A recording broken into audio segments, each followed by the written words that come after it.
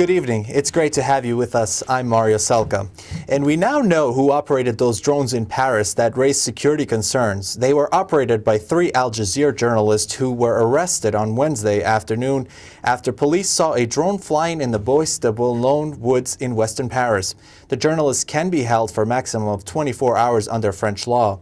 Flying drones without a license in Paris is illegal and carries a maximum 1-year prison sentence and a €75,000 fine. Wednesday's incident comes on the heels of 2 consecutive nights of ununified drones flying over the Eiffel Tower, the French Senate, the Gare de l'Est train station, and the other key landmarks in the city, including the U.S. Embassy. An inquiry has been launched into the incidents. Imagine stepping out of a train and being swallowed into the sidewalk. That's exactly what happened to a man and woman when they stepped out the train in South Korea. They fell right into the sinkhole in the train station.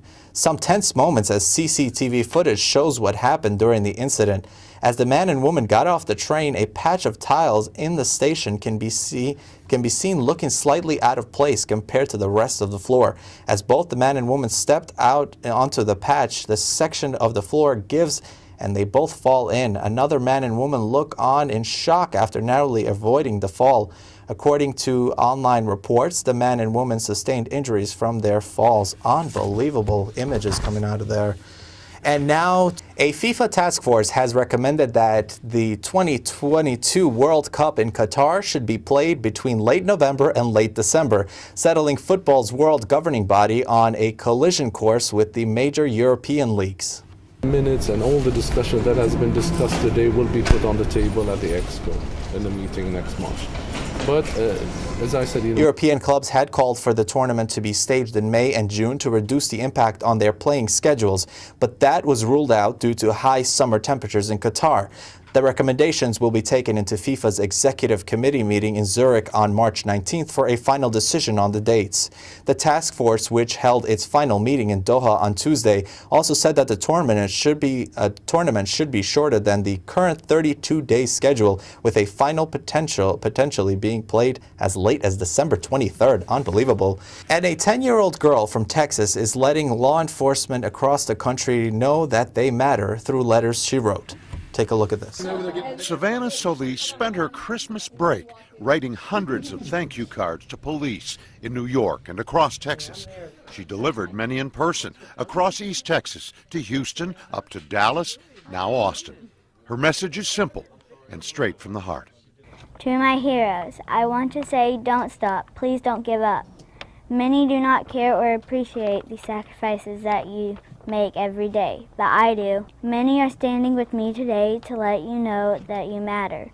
Officers all across Texas, you matter to me. Officers in New York City, you matter to me. Officers all across America, you matter to me. Please keep taking care of us. Mom says Savannah has wanted to be a cop since she was a little girl. We would drive by, see them stopping somebody, and she would, in the back seat, just stop and pray. Ask God to take care of them. So she's always had a special nick for them. Now, the next best thing, she's sort of been adopted by all of them. She just wants to get as many autographs as possible because they're her heroes, and you know, she doesn't look at celebrities like that as she does law enforcement. She adores them. The feeling's mutual. I was so proud. The words that she spoke from her heart touched every single officer.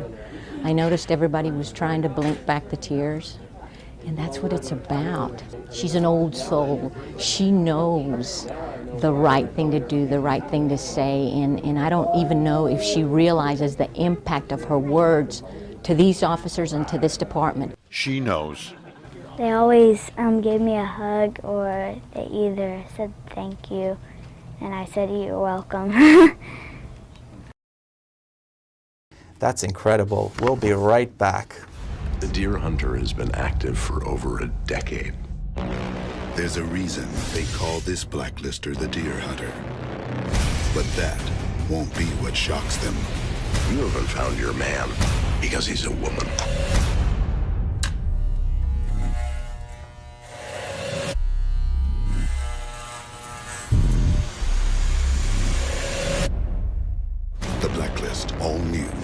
at 9/8 Central on NBC. Welcome back. In this week's World News, we begin in Croatia, where newly elected President Kolinda Katarović urged Prime Minister Zoran Milanovic to resign on Monday, saying that he had failed to revive the battered economy after 3 years in office. Kitarović won the presidential election in January as a candidate for the conservative opposition HDZ, Hrvatska Demokratska Zajednica party, pledging to pro the Socialist Democrat-led government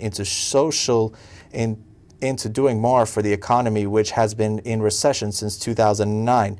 The presidency is largely a ceremonial role, but the president has some say in foreign and defense policy and can request special cabinet sessions in other areas, but cannot veto laws. Unemployment in Croatia is running at 20%, and the economy is not expected to grow in 2015 as the government struggles to rein in spending and cut the budget deficit.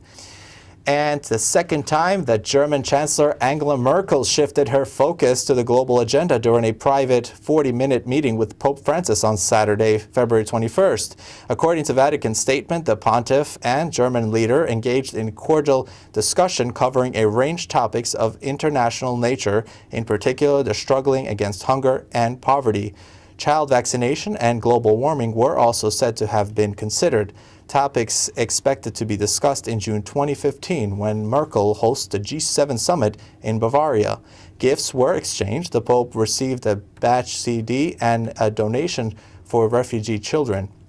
In return, Merkel was given a medal of pontification carrying the image of Saint Martin, who removed his cloak to give it to the poor. A reminder, he said, of the duty of world leaders to protect the impoverished.